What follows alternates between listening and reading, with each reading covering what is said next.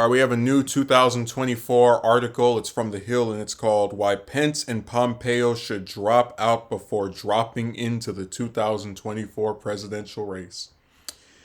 The calendar says 2023, but politically it's 2024.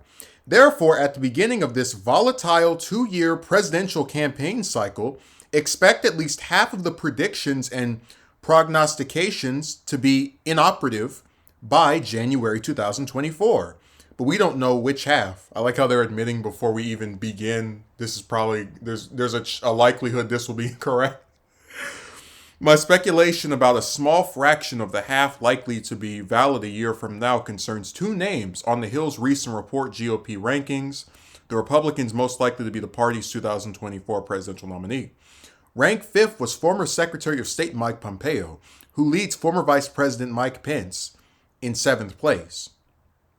These distinguished formers from President Trump's cabinet share a similar trajectory, going nowhere while deciding whether to fight their old boss and enter the race. I say don't waste your time because this vainglorious exercise invalidly leads to a future announcement. Today, I will end my campaign. Meanwhile, the Mikes are trolling in Iowa, have visited New Hampshire, and are touring in red states to flack their books. Pence's book titled "So Help Me God" last week ranked number 11 on the New York Times bestseller list. Even so, the former VP fails to generate excitement outside his loyal base of white evangelical voters, which he famously brought to Trump's victorious ticket in 2016. Pompeo's book, Never Give an Inch, Fighting for the America I Love, has a January 24th publication date. But the only list that both Pompeo and Pence are likely to top is Republicans least likely to win the 2024 nomination.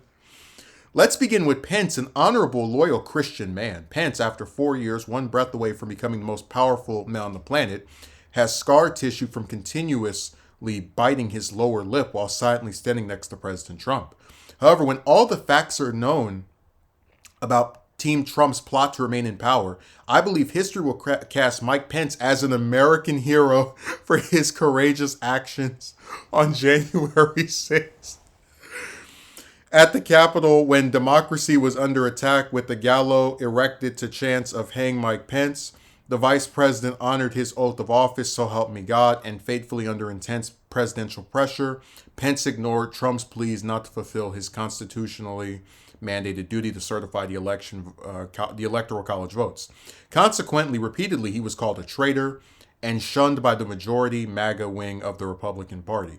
2 years later, Pence is squandering his heroic legacy since testing presidential waters means he must appease Trump's loyal base and convince them to support him. Hence why Pence has never publicly condemned Trump's actions or the trauma he endured before, during, and after January 6, 2021. Last year, on the anniversary of January 6, My Hill op-ed was headlined, "The hero of January 6th should embrace the truth," but American voters are still waiting for Pence's truth since he declined to testify in front of the January 6th committee. In the meantime, on his book tour, Pence boasts about the Trump/Pence administration's accomplishments, anticipating his 2024 run, running in circles, earning single-digit support in GOP preference polls. Instead, Pence should withdraw from 2024, play his heroic Trump card, and inspire others to do the right thing when the going gets tough in life and death situations. Pence also knows that Trump could be toppled with the smallest bench of primary candidates. That's another reason for Pence to declare "So help me God" and serve the country by playing kingmaker, leading his evangelical base to support a godly winning candidate not named Trump. But Mike Pence is not that candidate. Although fifth in the Hill's rankings, Pompeo earned only 1 and 2 percentage points in recent GOP primary polls. Nevertheless, the former Kansas congressman tapped by Trump to be CIA director, then Secretary of State, and now a Fox News contributor, has a presidential resume, but only by divine intervention will he occupy the Oval Office. Speaking of almighty works, on December 29th, I received a fundraising email from Mike Pompeo with the subject line, "Wisdom from the Bible." Pompeo quoted a passage from Jeremiah and then wrote, "Our God-given freedoms are under assault. That's why I created the Freedom Fund, to defend the freedoms and values that make America great against government overreach and the radical left," he continued.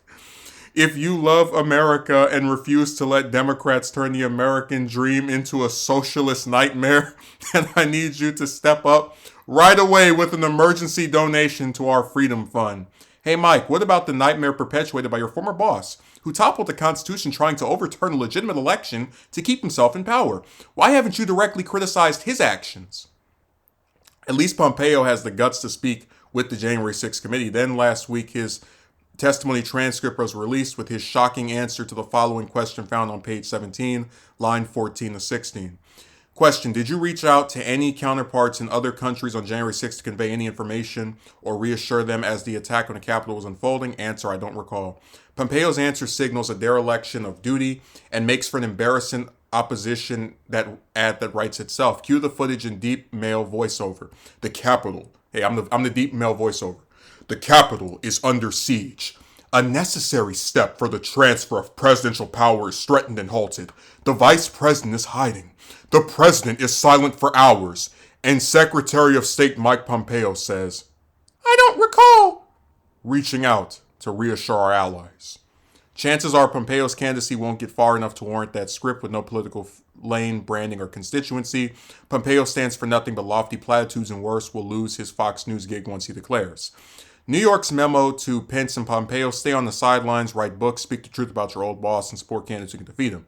Drop out before you drop in. So there's a lot to unpack here. By the way, I just wanted to say one of the reasons I like to read these articles is because I find it very interesting. Because like I said, most people don't read. And a lot of times when people have news stories, they don't actually read the news story, no matter how short it is. They just read the headline. So I think it's always good to go through it and just kind of, read it for people that want to actually hear about this stuff. And it is interesting to just kind of see the journey of these elections and what candidates have a chance at a certain point, and then later on people are saying they have no chance. Let's start with Pence. So in this article, you have, and I didn't even get the name, this Myra lady. She says that she had believed previously that Pence would be cast as an American hero for his courageous actions on January 6th. And I'll say, I understand where I could see that it takes some guts to, go against your boss, go against your own party and say, look, I'm certifying the election results. You guys, if you want to be crazy and make threats toward me, I don't care. I get where that looks heroic, but Pence is first and foremost a politician. And he's an ambitious one. He wouldn't have been a congressman and then governor of Indiana if he just wanted to sit around and, take the moral high ground. And in a way, you can, let's say there's an alternate universe where Trump was able to beat Biden and then it's 2024. I'm fairly certain that Pence would be either the front runner right now or at the very least one of the top candidates, because his positions are just as right-wing as Trump, if not even worse, from my standpoint. And the Trump supporters really didn't start to have a problem with him until January 6th. So, I'm just making it very clear. Their issues with him have nothing to do with his positions on issues. Because the reason that Pence still goes around and says, well, what the Trump administration accomplished is because he still agrees with pretty much everything Trump did in office. So their positions and, the identical stances that they have on issues are not the issue that causes that causes Pence to not receive the support of Trump backers, but instead because of January 6th. I think it's really funny. Before this article, I didn't even know Pompeo was in any polls. Everybody kept saying DeSantis is increasing his lead on Trump or increasing his closeness to Trump. I didn't even know any of the other candidates were being polled about at all. Just because none of the other polls mentioned them. Now, to kind of wrap up the Pence part,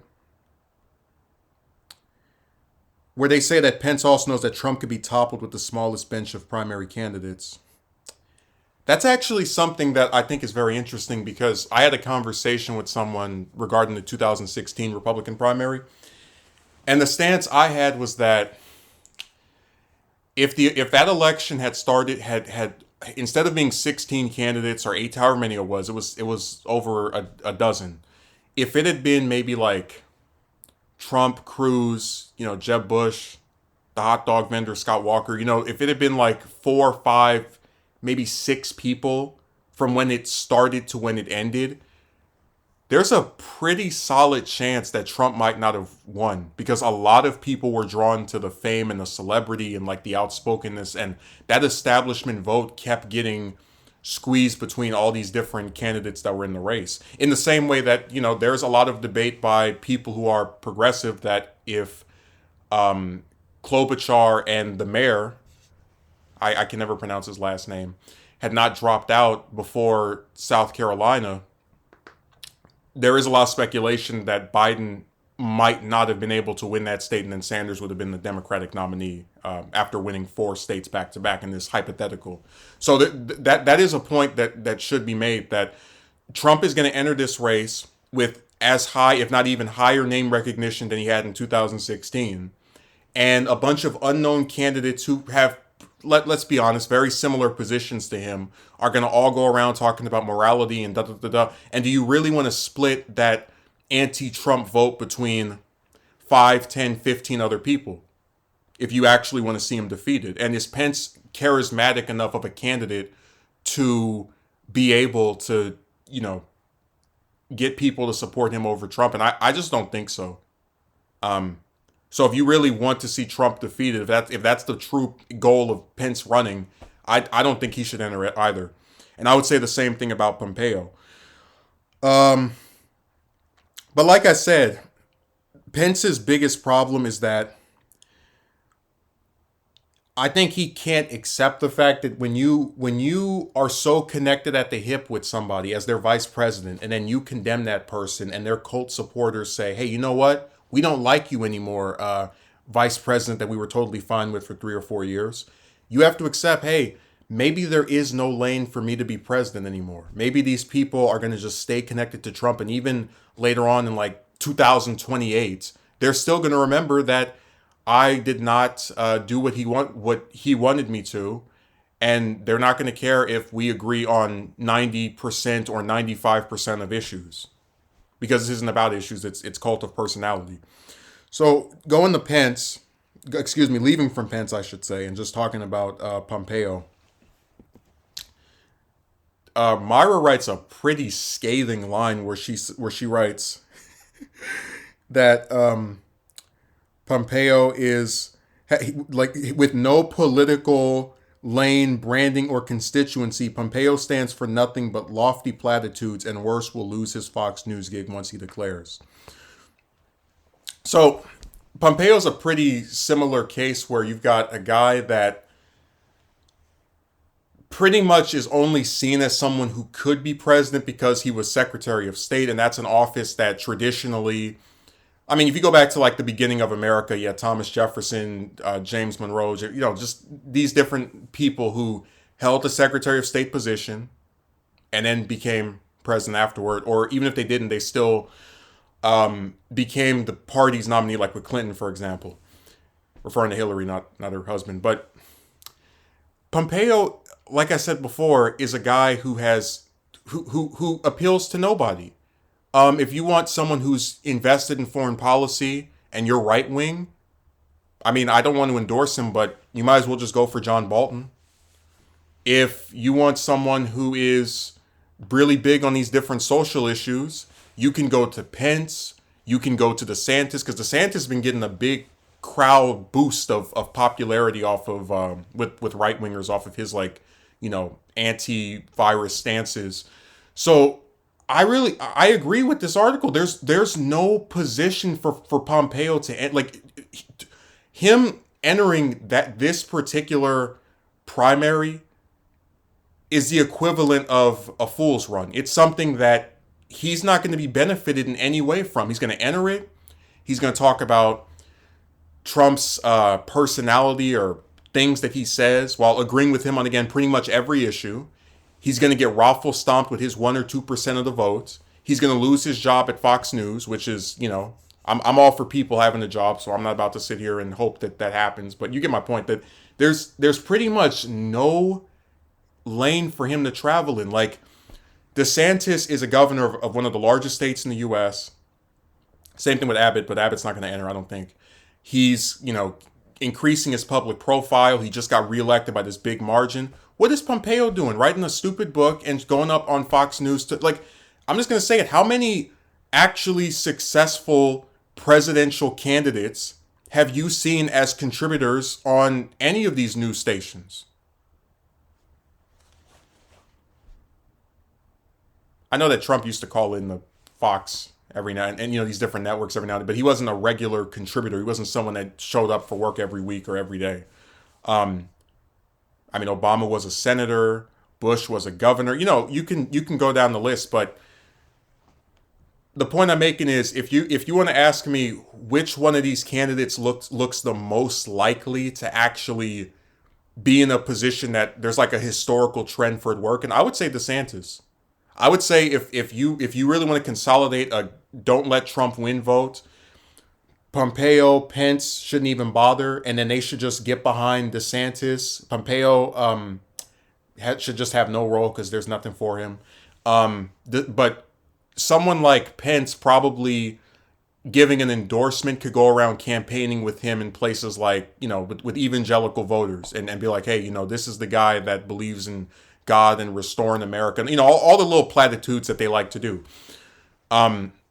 But yeah, it's interesting that if in an alternate universe where Trump had won this last time around and, served out his 8 years, I think it would be a no-brainer that Pence was the next nominee. But because he didn't go along with the cult all the way to the end and rebelled literally at the last minute of 4 years of this stuff, I just don't see a lane for him. So I have to agree with this article. I think it was pretty well written. There are some parts I thought were funny, and this is going to be a very interesting cycle. And I tried to not be biased against the two of them, even though I don't like either one of them. I'll freely admit that Pence is somebody that is a good orator, that he's someone who can appeal to these evangelical voters because he's got the religious stuff down pat. But neither him or Pompeo really have like a central issue or any kind of charismatic thing to them whatsoever. And winning a state election from your home state is very different from winning Iowa and New Hampshire and all these other states across Super Tuesday. You have to actually be interesting and have some kind of thing that makes you different from the rest of the herd. And I just don't see them being able to do it. So I don't, I usually don't go with the hill, but this is one time I'm going to have to say the article is accurate.